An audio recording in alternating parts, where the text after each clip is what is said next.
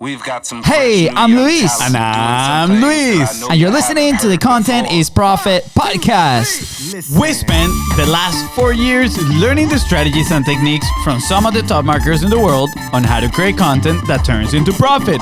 And today, we're bringing them to you so you can take action immediately and start creating real content momentum. If you'd like to learn more about how to turn your content into profit, go to contentisprofit.com. Oh, yeah. Do we have a sponsor today, Fonzie? Oh, actually, we do, guys. We do have a sponsor We today. almost didn't get paid today. Who's the sponsor? Sponsor of Tell me today's more. episode. It is us, the Biz Bros guys with content momentum. All So right. if you have a podcast, long form content, and you want the bite-sized assets, right? That goodness for your social media, just baby. slide in the DMs. We want to help you out. We want to help you create those assets so you can share it with everybody and grow your audience at the same time. Sweet. So now we're getting paid. Now All we're right. getting All right. So today we have a special treat just for you. We have two brothers coming up on the Content is Profit. And no, it's not the two of us. Yep. It's a different set of brothers. And no, they don't have the same name. But yes, they are awesome. Awesome indeed. We met them in one of the many conference adventures that we've had. They immediately stood out, and not because they are like 6'5". They stood out because their incredible marketing knowledge and years of experience of growing yoga studios. Not to mention, they are extremely friendly as well. They are like the friendly giants. They help people wake up and teach them how to help others wake up through a simple framework. I'm pretty curious about that, honestly. They're family men. They both have 2 young kids and beautiful wives. They are both second-degree black belts in Brazilian Jiu-Jitsu. So you don't want to mess up with them. They have yoga studios that have been around for over 15 years and made over $1 million in revenue per year. Take out your notepads, guys. Let's Take them out. go. That's right. Please welcome host of the Awaken Live podcast, expert yogis, and the friendliest of giants, Chris and John, the YAX, bro. Yeah, let's go. What's up, guys? Welcome. What's up, Luis brothers? It's a long time coming. We're super pumped to be here. Oh, man, we're so excited. Thank you guys for making time and being here with us on the show today. We're so excited.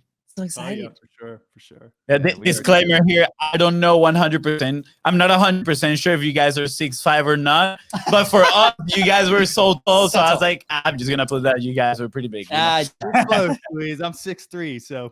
Oh, so close. Almost. But was like, do you remember if they were like very tall? And I'm like, I think I was just looking up the entire time. But we need to clarify that we are small. 5'7". I'm 5'7". All right, we're good.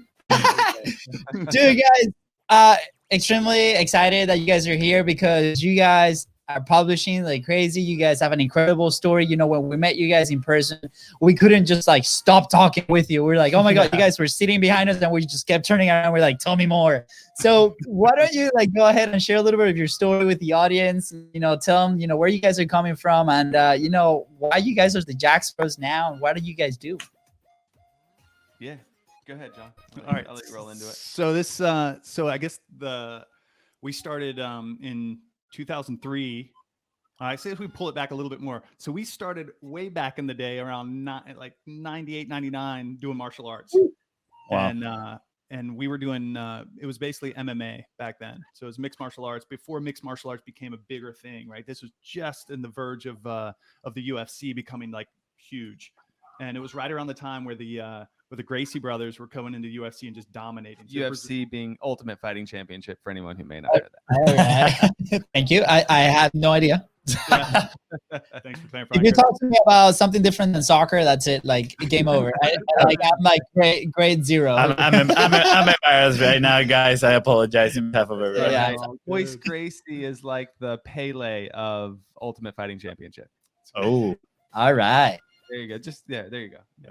Yeah. Now So Chris and I were just huge into it. We got deep into it. We were doing MMA. We were studying a style called we were studying Jeet Kune Do concepts first, And so that was mixed martial arts, street style mixed martial arts.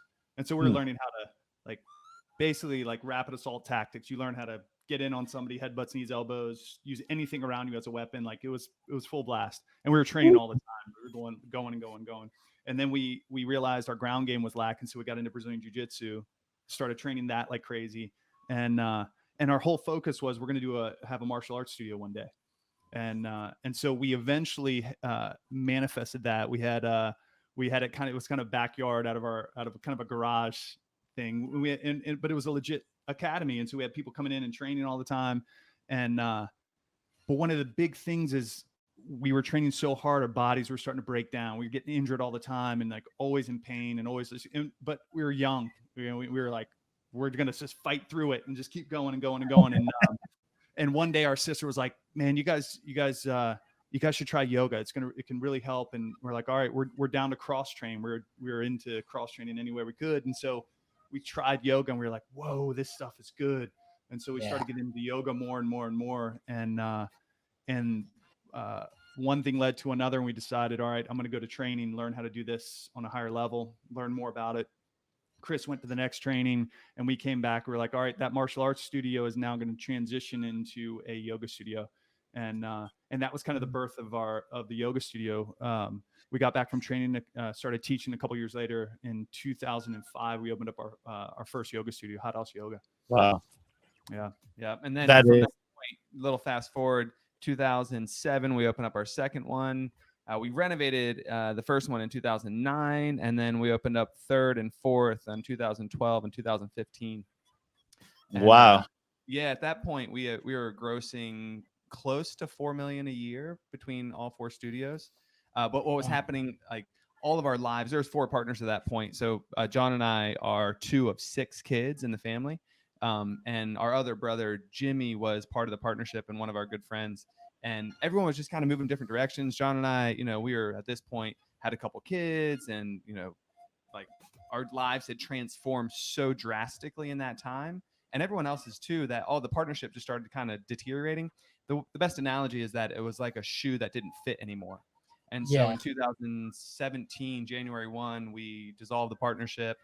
John and I remained partners. We took 2 studios and the YAX Yoga Concept. So we have Hot House Yoga, brick and mortar yoga studios. YAX Yoga Concept is the kind of the education company where we teach students how to become teachers. We do workshops, retreats.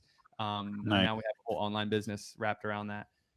So that's been going on for John and I being just solo partners in this since 2017.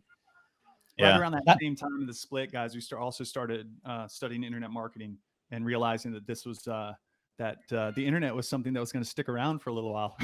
So we were like, we should understand how to shift our marketing on in that way. Prior to that, guys, we were doing all of the traditional style marketing, which is really you can't measure it. Right? Oh, Direct man. response. And it's so expensive. Yeah, it was. Yeah, we threw a lot of money away. We burned a lot of money doing that, but and then we got into internet marketing and really realizing that that this is legit. And so and direct response marketing is the way to go. Yeah, and so we transitioned with that into our businesses.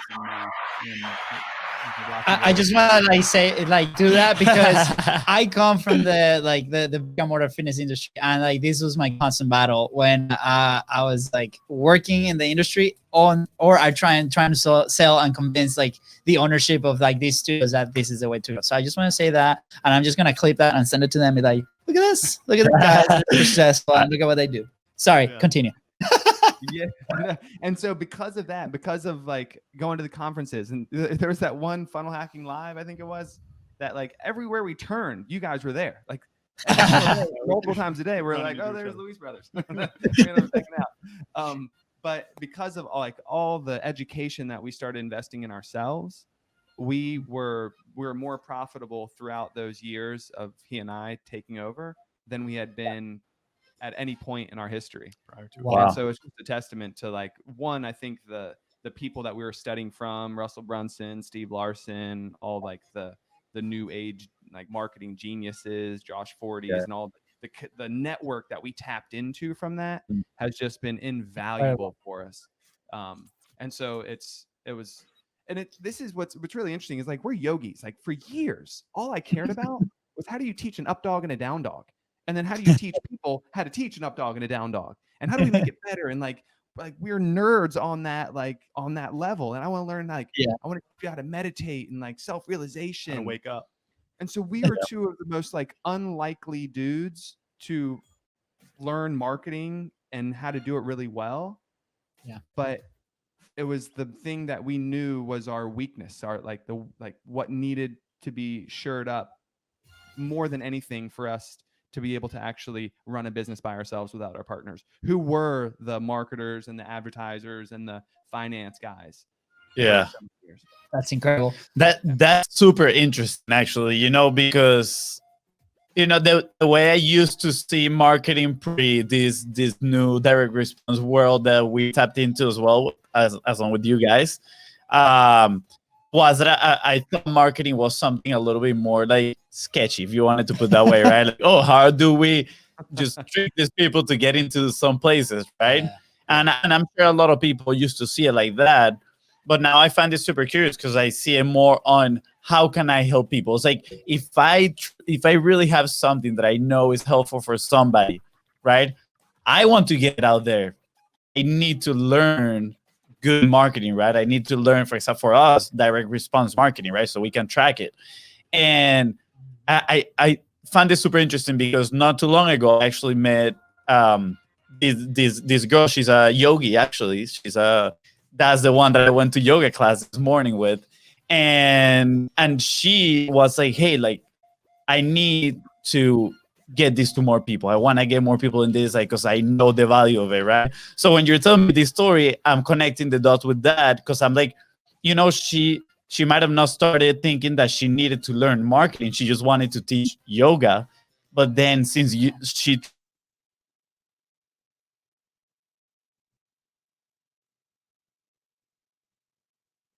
I wonder if it's on us.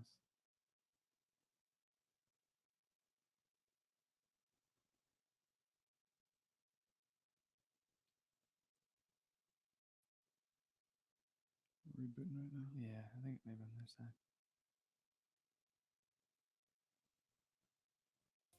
Oh, there we are. There back. we are back. We're back, guys. We're back. It got cut off for a little bit. It's all good. This is the beautiful thing about going live. I don't know where I cut off, guys, but I was saying about the other point is investing in yourself. That was huge. Like for us, we spent like 3-4 years trying to pick up our business, and it wasn't until we actually invested in our growth, right? In these networks, that's when everything changed for us. Yeah, there's so much meat in the first like 10 minutes of this thing through your story, and I know that was like a very fast version, so I highly recommend people to go and actually connect with you guys. But going from scaling your business from like a passion to then turn that passion into a business to then how do we teach more people how to do this, or how do we teach people to teach this, right? And then you looked like you have like those brick and mortar locations, and then we talked with Greg Cohen, right? They run like a real estate company. It was 4 partners, right? And we talked a lot about how do they manage to do that with 4 partners, right? It's not easy, and they've been like in this crazy journey, right? And then you guys had a crazy experience too with that, and both paths live to very different ways, but very successful ways, and that's very incredible too, because we can show the audience that it's okay. It's okay if that happens. You move on, and there's different things that you gotta handle like on a day-to-day basis, but it's okay because you guys now are in a position that are very, very strong, doing the things that you love, which is incredible. The other like very good point that I really enjoy is that like the traditional marketing versus the direct response marketing, right? Like especially when you deal with a brick and mortar, I see it now. And this was like a moment of clarity right now as you guys were sharing that story. It's like, hey, let's use this brick and mortar to prove our concept on, how do we teach these things? How do we serve the local people? But at the same time, let's use the internet vehicle to actually like reach more people, right? We're not limited to a location base anymore. Now the brick and mortars have the option and the possibility to expand their reach, to help more people, to provide more value. And I see in you guys, that's exactly what you guys are doing. So it's I loved it. Like I'm going through the notes here. I'm like, oh, we should talk about that and that. It's through this interesting journey. too, like being in the yoga world, it's like for us the desire to learn direct response marketing and to like really focus heavily for the last 5 years on that is something that most people think that they just need to get better at the thing they're doing. And so what they invest their time and energy and effort into is becoming better yogis. Like I need to learn how to like do better handstands, and I need to learn how to teach more like in-depth, more like crazy sequences. And at a certain point, that's not going to help you grow. It's just not like, and so it's important to invest the time and the energy into yourself in like, because you can do it in a number of different ways. But what are the ways that are going to move the needle to help you have bigger impact in people's lives? And that's what for us was like, oh, this is hands down the way to do it. But what's challenging in the yoga world is how that's perceived, because there's this weird mental money issue that happens for a lot of people in the yoga world where they're like, money is the devil, yoga is spiritual, it should only be like offered for free, and anyone who charges money is like bastardizing this beautiful gift and the spirit of yoga. And I'm like, that's just jargon. It's BS. It couldn't be anything further from the truth, because when you add value, money follows it. And so the idea, but then the point I'm making really is John and I at this point had been like, when we started the direct response marketing understanding and like really dialing in like the content that we needed to be like learning and starting to produce, it didn't have anything to do with us changing what we were doing. It was for us to change the way in which we were doing it and doing it online. And that was what really started moving the needle for us. It's interesting because of the world we live in the yoga world, what we were doing is kind of like blasphemy. Interesting. I want to dive into that, right? Because going back to my story, like I was in this fitness studio, it was a kind of high-end fitness studio, and we were charging $159 per month, right? And to me, that was a lot of money as coming out of college to pay for a fitness. So like just wrapping my head around that right now, I see it's like, wow, that's so much value. First off, because if I pay it, I'm actually gonna go to the classes, right? It's not just $10. I'm just gonna sit there. But coming from that mentality, and then I have to like convince, and I'm doing like air quotations for those listening, right? Convincing the people are walking in that my solution is the best solution for them, instead of like working through like why they're here, right? Like how can I help you? How can I value this? And the first 2 years that I worked and in selling these like memberships and then running teams that actually sold these memberships was a constant battle with that, because then the person, you might have convinced them today, but then the next day it was not really the thing that they were looking for, or they were not comfortable with it. And then it's like, okay, how do I keep them? And it's like, oh my gosh, so much friction. And I think if we talk about the sales environment, that it's that's a pain in the ass, man. Like that's not what I want to do. And then the frictionless sales started to happen, and we started learning about these things and completely changed my perspective. It's like, wow, where do I actually find the people that want to do this, right? That can pay this, because we're providing a lot of value. And if they can't, or they don't want to do it, that's okay, right? Because there's more people out there that can receive it. I would love to like dive into like, especially in this yoga world that you just described, there's that barrier, right? It's like, oh my gosh, how do I charge money? How do you guys go about it? How do you guys educate your people? How do you guys indoctrinate? Or how do you guys find that person that really wants to pay and appreciates the value that you guys are providing? Yeah. When we first started, Chris and I did everything. So we taught the classes, we were managing, we were doing marketing, advertising, we were doing, we were selling when people would come in. Right. And so what we started realizing, especially later on, is that the best way to sell was not to convince, like, is your experience. Because in the beginning, we're trying to convince them, oh, yoga is the best. It's gonna radically change your life. You're gonna free your body or free your mind. It's gonna be incredible, and you got to do it. And what we realized is that if I would stop and ask them questions and figure out what their story is, what they really want, what they're looking for, right? The problem. And then talk about the solution through my own personal story, all of a sudden they're like, yeah, I'm in. Right. It was a shift, a reframe. Right. So we were doing this in person forever. I mean, obviously like that's a lot, right? To do one person at a time. So we're like, all right, how do we take that more to the masses? And and do it that way. And it wasn't until we really started diving into direct response marketing that we realized that what we're doing in person can be done one to many, right? We just need to change the platform and use that same structure, but do it in a way that we're able to actually reach a lot of people. And so that was like the start of like, okay, here we go. Let's work that same process, but do it on a bigger scale. And so that's kind of where we moved to it. But it's challenging in the yoga world. We've been working with yoga studio owners for a long time, and you bump up against that same thing of the money issues and it's all over the fitness world. They want to just train for free. They want to have freedom, right? They want financial freedom. They want time freedom, but they don't actually want to charge for what their expertise is, right? And so all of a sudden there's this dichotomy that's like they're being pulled in different. It's an inner civil war, they're being pulled in different directions, and usually they end up broke, unfortunately. And these are artists. These are people that have a message that are changing people's lives that should be able to sustain themselves, be able to be financially free in time and have freedom of their time. But it's not until they make that shift that it happens.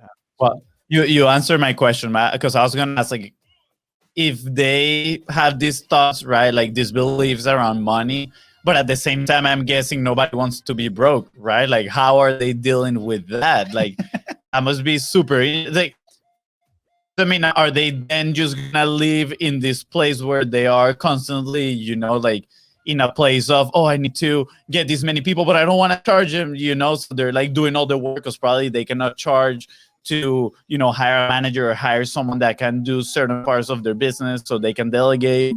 That is super interesting. Do you guys teach all that part as well when you teach the now in the online world, when you're teaching other people?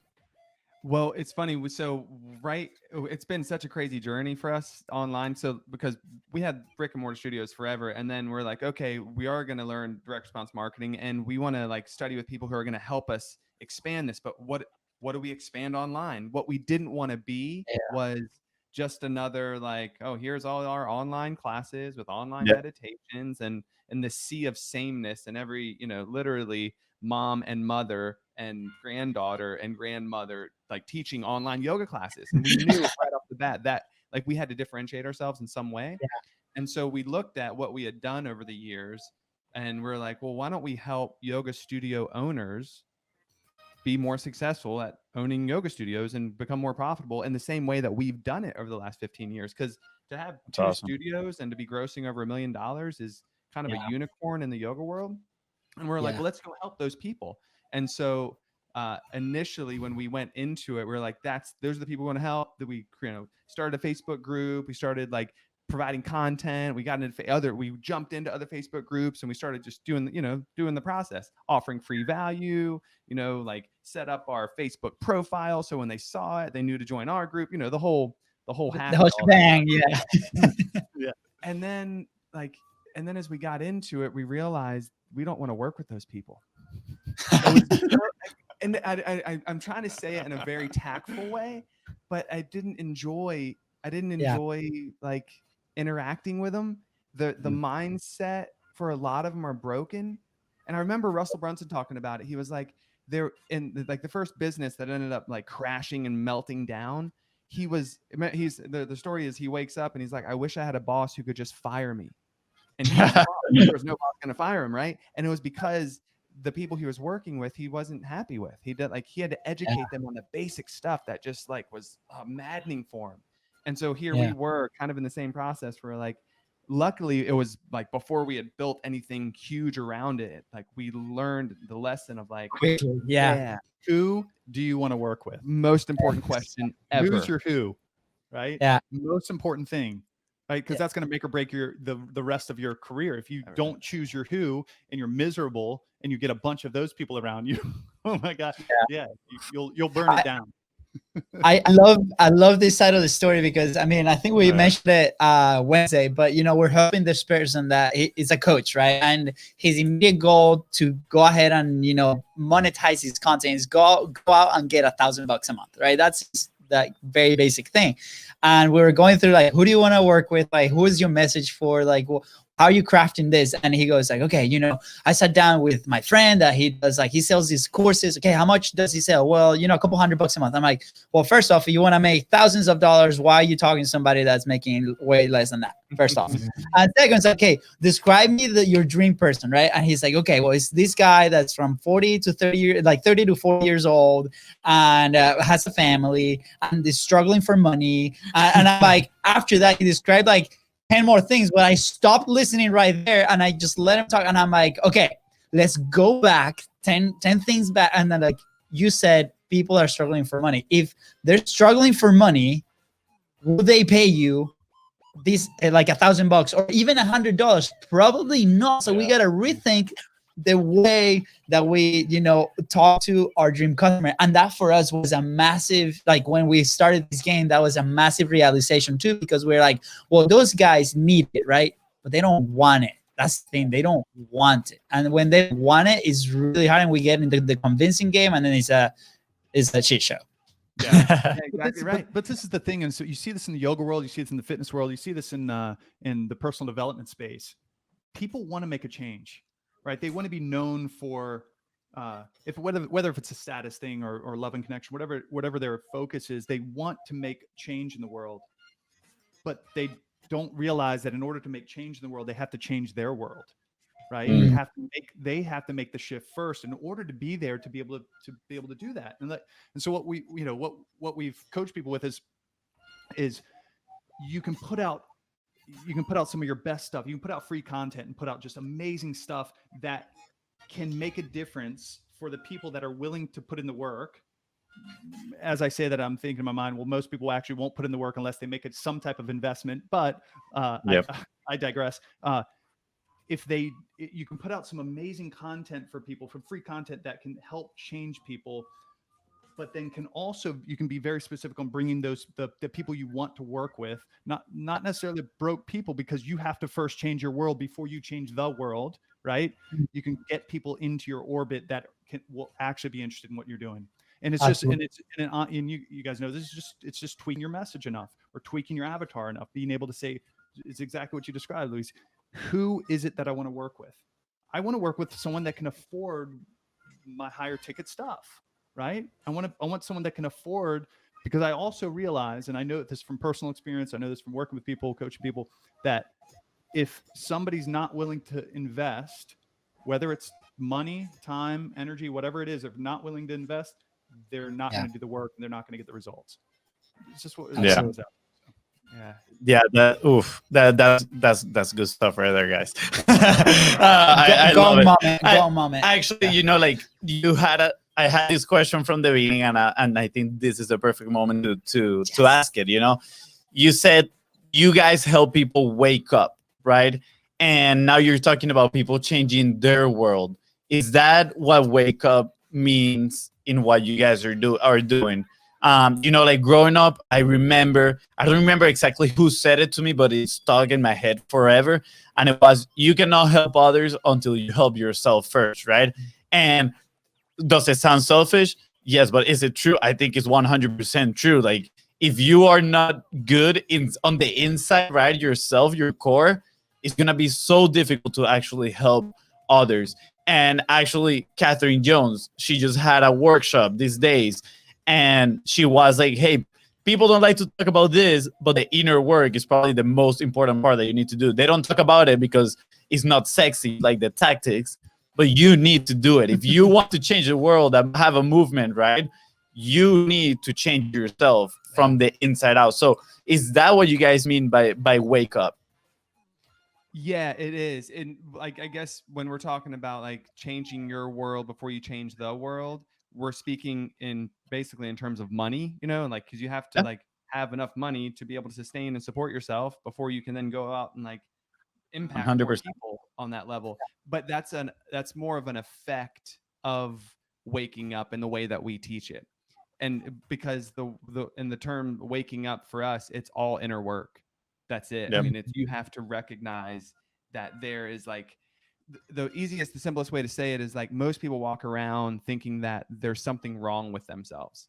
Like there's like, if each person is a puzzle piece, there's a bunch of pieces of each person's puzzle that's missing.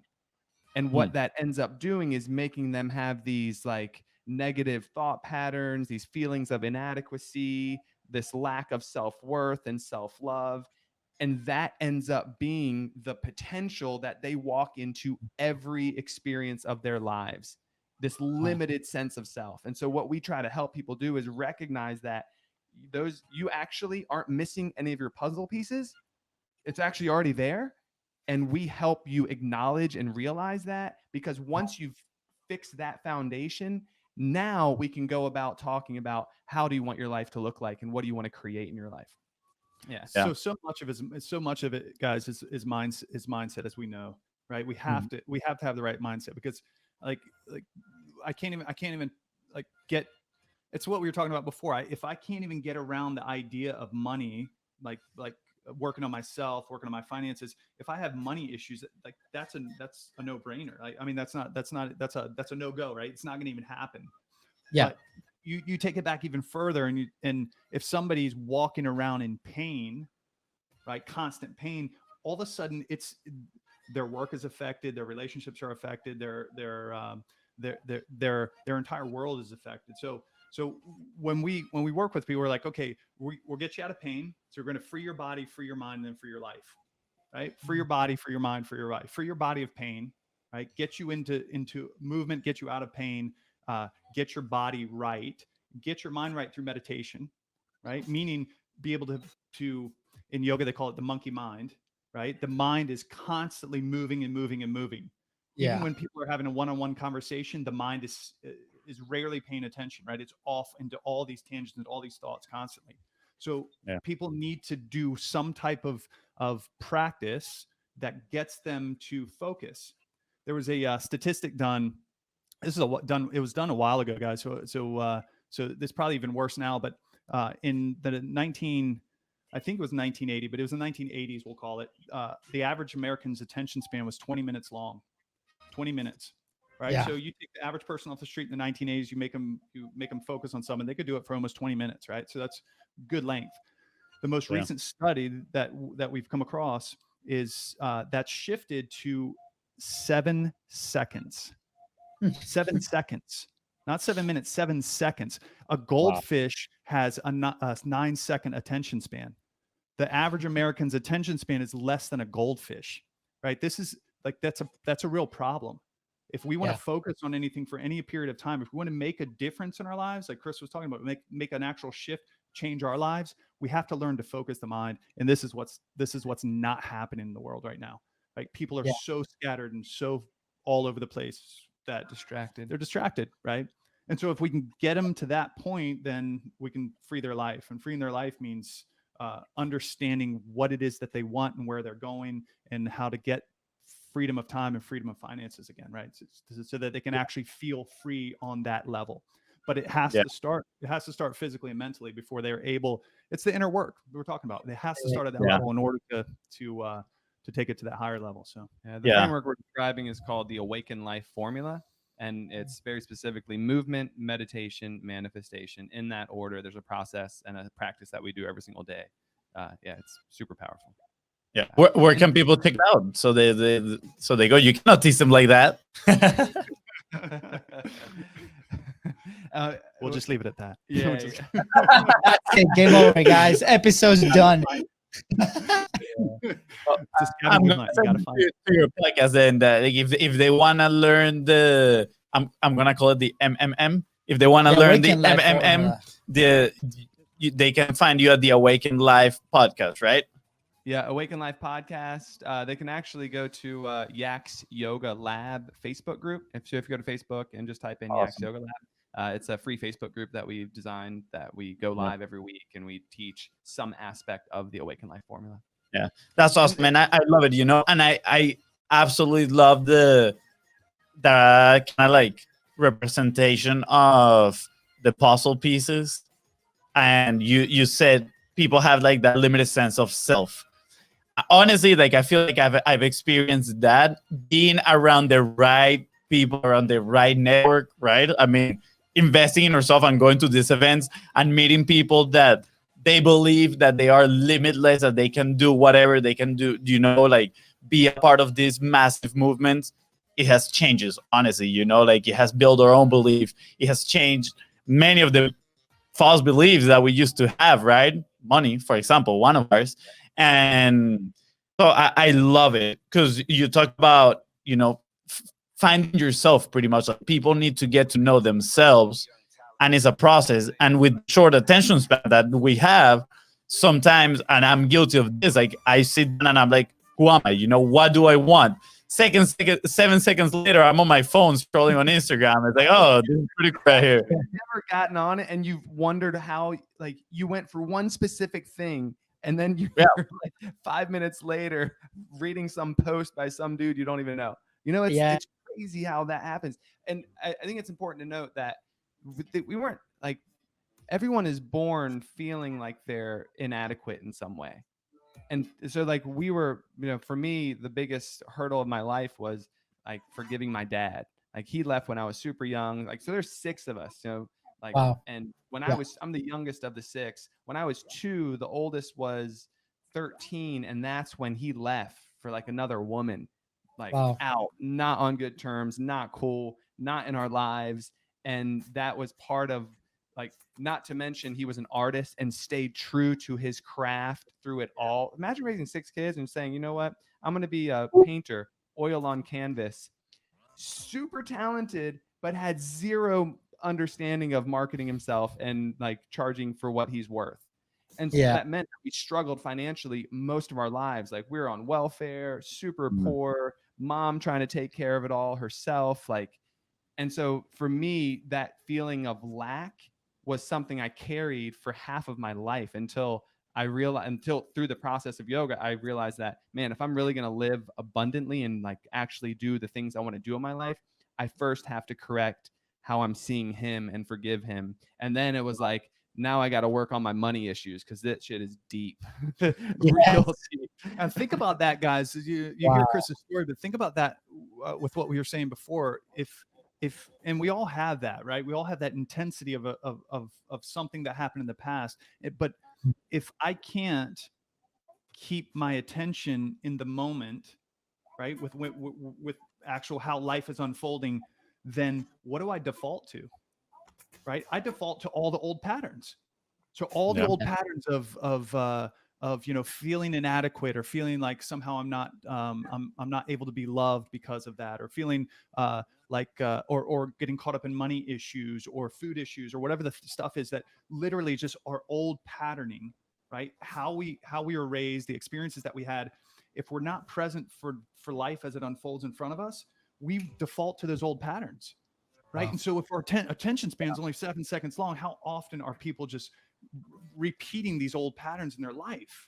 And so many of these old patterns served us at some point in our lives, but they don't serve us anymore, right? At the 13-year-old version of myself, the patterns that I had then, or the experiences that I had then that formed those patterns, don't serve my 44-year-old life right now, right? Exactly. And they come up over and over again. Those are the issues we bump up against. And if we don't freaking stop and say, okay, I don't want to experience these issues anymore. If we're not present for it, we're just going to continue it over and over again, right? And this is where people get caught. Do you think that's powerful? And thank you for sharing, guys. Like that's incredible. Do you think people are scared to face that? Like, do you think people just purposely like avoid having to go there, in order to face it and then get better and change? It's comfort. It's more comfortable. It's more comfortable to be in the known than it is to actually step up and say, I got to change this shit. Yeah, I would answer in one of 2 ways. One, I think most people are unaware that there is a possibility of something different. And you know this by anyone who says, I am who I am. This is just who I am. I'm an angry dude. Don't talk to me in the morning before my coffee. I'll bite your head off. That's just who I am. No, it's not.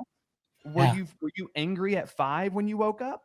You know, like, at 5 years old? How about 6 years old? When did you start drinking coffee? At 12? Was your life a shit show before that? Were you an angry dude before that? You know what I mean? Like, but so what happens is we develop these patterns over time, and then we assume that they are just who we are. And once that's wired, there's no room for growth. There's not even a question of like, should I behave this way or that way? Or am I burying my head in the sand? Because they just believe that they are fixed. You know, like they are the story of them has ended. Book closed. Now they're just living their patterned life. But once they know it, then you run into people who aren't ready to feel that pressure and the noise that gets created by recognizing that there is actually a way out of, you'll call it suffering or whatever pattern that's like, you know, isn't helping you in your life anymore. But so yes, there are those people, but I think when the pain gets so strong, people get way more motivated. And so if you can touch on that pain and help them with that initial thing, like I know in the marketing world, they call it like the bleeding neck, like fix the bleeding neck first. You know, I'm not trying to like heal your relationship with your dad. I want to get you out of back pain. Yeah. Let's start there. And then we can help with all the other stuff. So, but guys, this is literally a physical structure in the brain. The patterning that we're talking about is a physical construct in the brain, right? It's like the it's like the scaffolding that the brain has formed in a specific way that those neurons fire. Those patterns fire across those neurons to make you do the same thing over and over again, right? Now, and this is why a lot of our parents or grandparents will say things like, "Oh, it's just the way I am," because it feels like part of it. It literally is part of their brain structure. Yeah.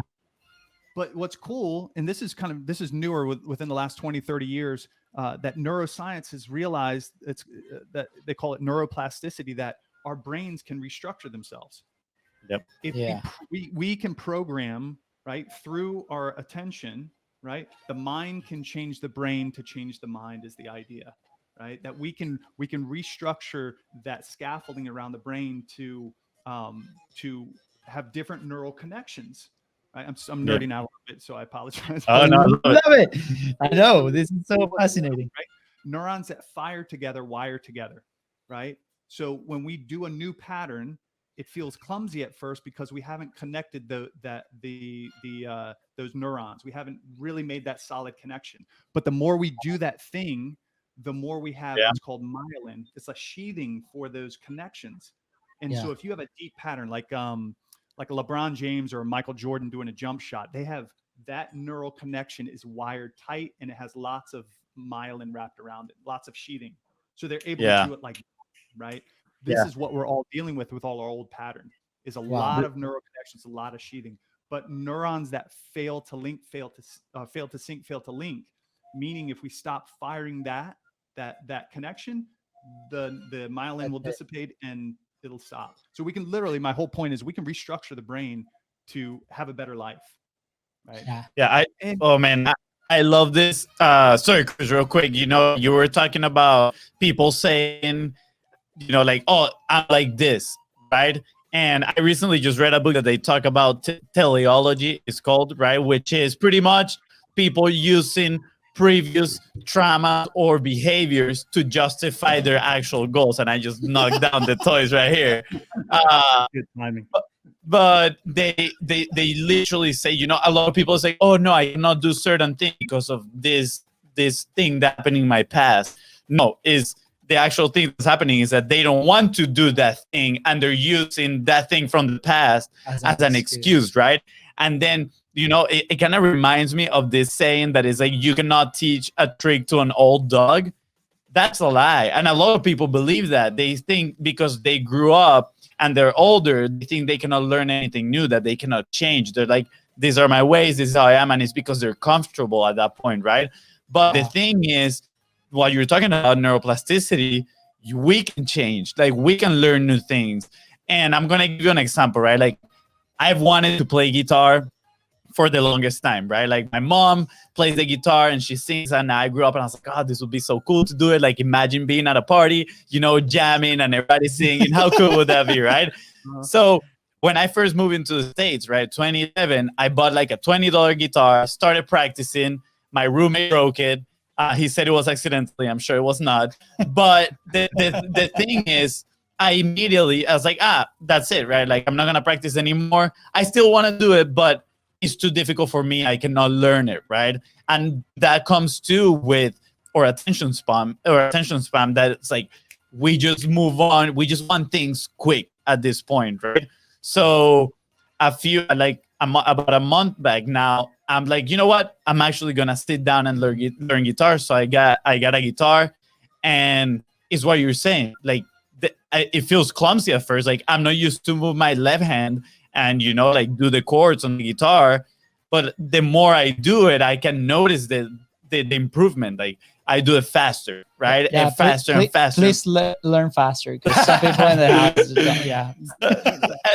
So that's my point, right? Like it's like everything. It just takes consistency and enduring the journey, pretty much. Yeah. And because what you're describing so well is like when it's painful to learn something new. It's not fun. It's not exciting. It's like there's a book called The Talent Code and by Daniel Coyle, and he describes this idea of what's called deep practice. And he's like, any like sane human being instinctively tries to avoid that uncomfortable zone of learning where you just feel like a clumsy baby trying to learn how to walk and you're just falling on your face over and over and over again. And most people, once they feel that, that's too hard, so they'll just default back to the set pattern that's already wired. And I think that's probably the biggest obstacle is the unwillingness to lean into that discomfort. Exactly. We could talk about this all the time because we have like this Hispanic like podcast concept, right? That we started, and it hasn't taken off yet because Content Profit has taken a lot of like of the time, which is amazing. Love all the Content Profit family. But the concept is, mass life. How do you get more out of your life? How do you go about experiencing new things, right? And one of the things that we want to do later on too is like, let's go out and actually go do those experiences, document it. Like, how do we feel? How do we rewire our brain so when we do new things, we feel excited, we feel like new guys, rejuvenated. That's guys, it's Friday, okay. But like, how do we rewire our brain so we actually feel excitement every time we're actually about to go try a new thing, right? I don't care about, am I going to be looking ridiculous? Right now I have a toddler, right? I'm learning so much from Luca because he just walks and sprints and falls on his knees, and his knees are going crazy right now. And then he just gets up, does stops, and then he keeps going, right? It doesn't matter. Like on the pool, the water takes him away. He like swallows water, gets back up, and like continues, smiles. And wow, what an incredible lesson, right? So why through like that journey, we just become so complacent? Is it like the coaches that we've had, maybe the coaches that we never had growing up, or the experiences, what happens there, right? So I think it's extremely important that everybody stays very conscious of their day-to-day to make sure that we identify those moments and then we fight against it, right? Very simple things that we can like, okay, let me rewire my thinking. This is the new action I'm actually going to take. This is a new thing. So then it's exciting to try new things. It's exciting to fail. It's exciting to learn, right? Totally. Luis, we get indoctrinated through education and how the educational system is set up to not fail. And this is one of the biggest misses as far as the educational system right now, where the people that succeed in school are the ones that make no mistakes and get straight A's. The people that succeed in business, in real life, are the ones who fail the most times, right? Yeah. They're the ones like in business, like we network. Like in school, you're not allowed to network. You're not allowed to talk to the person next to you and say, "Hey, I'm struggling with this. What's your answer? Oh, why'd you get that answer?" Like that's not allowed. Like, so we're indoctrinated into this way of being that failing is bad, which is insane, because the Niels Bohr, who's a Nobel Prize winning physicist, he said that the masters in any industry are the ones who have failed the most times. The masters at any industry are the ones who have failed the most times. Yeah. So I think this is the biggest stumbling block for people, is getting over this idea of failure, right? Because what failure means for people is that if I fail, then I'm kicked out of the tribe. Right. If I fail, then I've been taught that I'm a bad student, and I don't want to be a bad student. I want to be a straight A student, or make good grades. So I'm in the groove. There's artificial intelligence they've hooked artificial intelligence up to play chess, and AI learned how to play chess. This in this study, learned how to play chess in 15 minutes. No, let me say it this way: learn how to master chess in 15 minutes. 15 minutes, guys. Like it could take on any top professional chess player. Why? Because AI doesn't give a shit about failing, you know. Yeah. And even in the terminology, they call it a sample, right? So in AI, they'll get you in 15 minutes. They were able to get hundreds of thousands of samples, so many samples that they realized what the best moves were in chess, right? Wow. And so they could master chess. There's no emotion. They're not worried about what failure means. They're like, oh yeah, I'm going to fail the most times when I learn chess in 15 minutes. Or what their family's going to think of that failure. Right? Yeah. Right? Imagine if we took that same mindset and said, no, there's no such thing as failure. There's only samples. I'm just going to get a sample. I mean, you guys know this in business. Like we have to get lots of samples. We have to put a lot of ads. We have to put a lot of marketing strategies, a lot of content, right? To see which one's going to work. To see what works. Yes. If I was so caught up in what failure means, I wouldn't be able to do it, right? I wouldn't have a business. It would fall to pieces, right? And so the bit to your bigger point, Luis, this is I think where people struggle most with is this concept of failure. They got to get over it. Like there's no such thing as failure. There's only samples. Wow. I love it. And you know, we're running out of time here. I just wanted to add that I think that's why athletes are so successful when they try to do something else.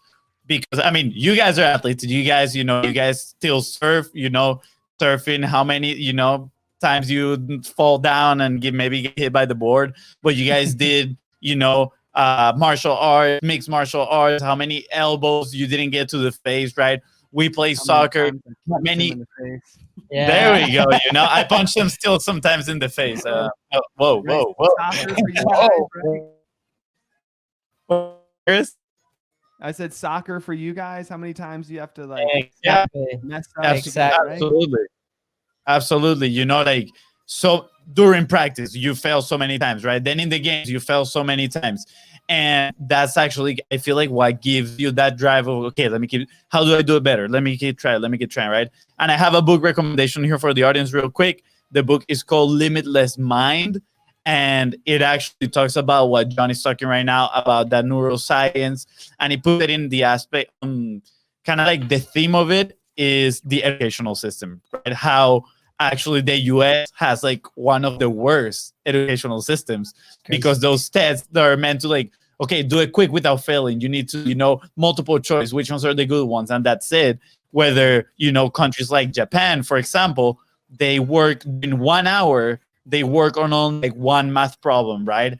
And the professor puts it in there and he's like, okay, so maybe we can solve this. And they talk through it and they give options and they fail and they all work through it instead of give me 50 right answers as fast as you can, right? So super interesting book if you guys want to read it. I feel like just this topic, we could just go on for days. It's so passionate and it's at the root of success, right? It's this is things that we need to understand at a deeper level to level up, to go to a different level. And it's incredible that what you guys are doing with your community, with your people, to understand these things and move forward. Now, to kind of wrap up the show, we have a couple questions, right? It's supposed to be quick unless you guys want to go a little bit longer, but that's okay. So why don't you share some action points for people to actually implement something very simple that they can get a quick win today and then re-execute tomorrow and do it again? What's something that they can do today to level up? Maybe something that they can do to start changing their world, right? Exactly. Since we're in this topic. Mm-hmm. I mean, I guess we'll both have an answer. The first thing that comes to mind is sit down every morning, close your eyes, and breathe for 1 minute.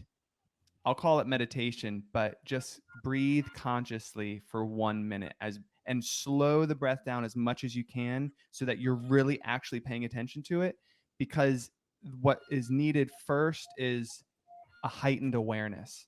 And meditation, one of the biggest benefits of it is it expands your awareness so that you can see things that you previously couldn't see. And all it takes is 1 minute every morning. consistency is more important than intensity means don't try to do an hour one day, do 1 minute every day for the rest of your life. I will fall asleep if I try to do it for 1 hour. That's it. You got me. 2 minutes, I'm done. Going so. That's why you start with 1 minute. Exactly. 1 minute, Thank you. 1 minute. Yeah. Thank you for breaking the secret for me. It's the law of little things, guys. It's 1 minute. Yes. I'll add, the only thing I would add to what Chris said is right after that 1 minute, pull out a journal or a book, something to write on, something to write with, and then do a reflection on the day before. This is so important to look back at the day before and don't make it, it doesn't have to be a huge writing, but literally just 5 to 6 lines. Write out what you value most in your life, and then write what you did that day before and see if it matches. Because what you value most in your life, a lot of times is not where you're spending your time. Right. And so if you write out, so every morning, Chris and I do this every single morning. We move, we meditate, and we manifest. And the manifestation process is writing out what we value most and how we spent the day before, and did it match? Right. If one of my top things I value in my life are family, did I spend any time with my family the day before? Right. And if I go on for an entire week and look back at my reflections, and I realize I haven't spent time with my family, I haven't spent time on my health, I haven't spent time connecting to source, whatever that means for you, but I tell myself that I value those things most, then there's a disconnect. Then I'm not living at my into my highest potential. So that's what I'd add. So a journal writing after the meditation. Woo, That's awesome. The incredible thing is, like, guys, it doesn't take much. Like 1 minute, and then you write your 5-6 lines. So maybe you're done like in 5 minutes or so. Confession time, guys. You know, I've heard so many times to journal, and I've avoided it I don't think I have avoided it. I just had never done it right. And I think about it, I'm like, maybe I should do it. And then I was like, oh, no, I'm not doing it. I think you guys just like push me. And tonight I commit myself, right?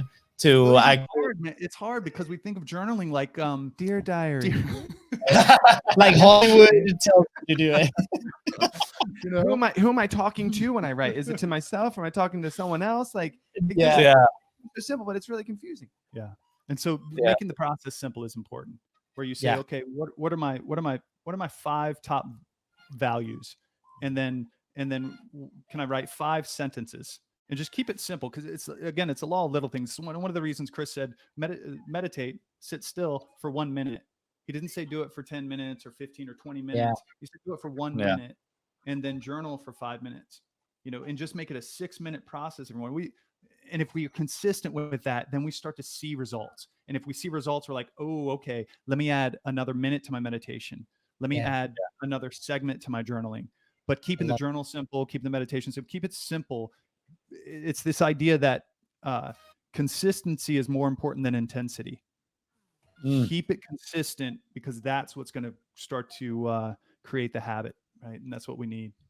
You said, can you repeat that quote? Is consistency is more important than intensity? Yeah. Mm-hmm. There's another idea. James Clear wrote a book called Atomic Habits.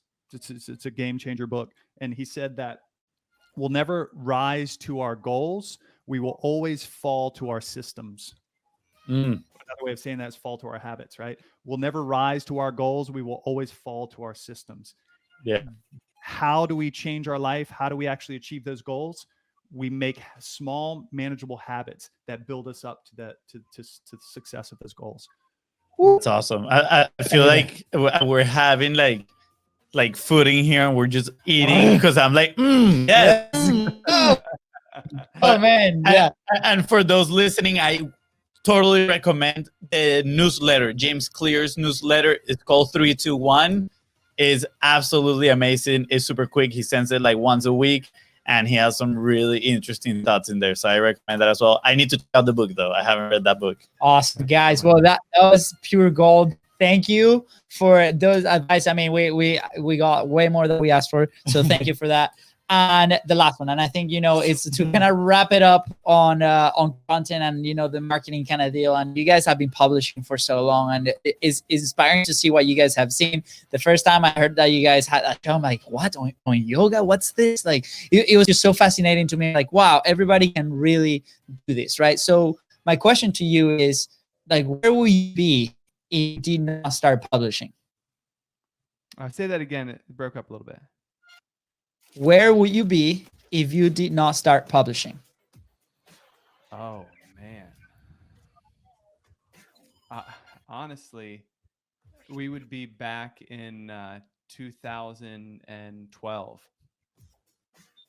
So time travel. Wow, that's cool. Why are you gonna believe people who not publish? They can all the time.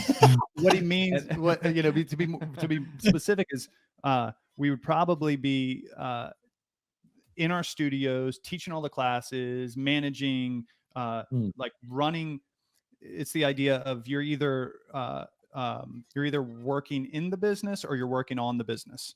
We would be working in the business if we weren't publishing. Yeah, we would be working in the business, right? So we got, like, for any business owners out there, there's some point we have to take that step, that shift to be able to work on your business, because that's when it changes. That's when everything shifts.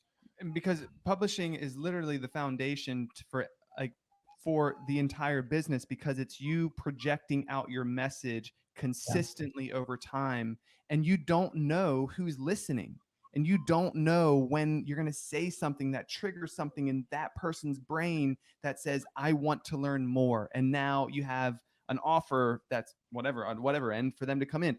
And that's why, like, publishing consistently is probably the most important thing that you could do for your business, hands down.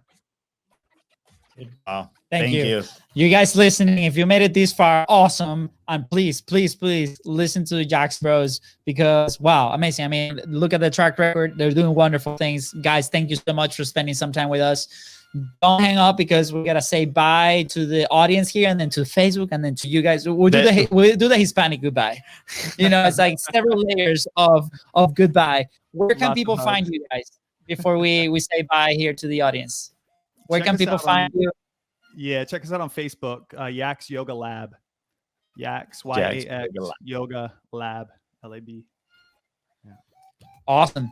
We're gonna leave the links at the bottom everywhere. We're just gonna, like, send the link to people. We're just gonna blast you guys out. Blast them out. All right, guys. With that being said, thank you so much for tuning into the Content Profit Podcast. Go ahead and subscribe. Don't forget, follow us on social media at BizBrosCo. And if you find this episode impactful, which I am sure you did, because the YAX Bros were awesome, don't forget to share it and leave a 5-star review. Thank you. See ya.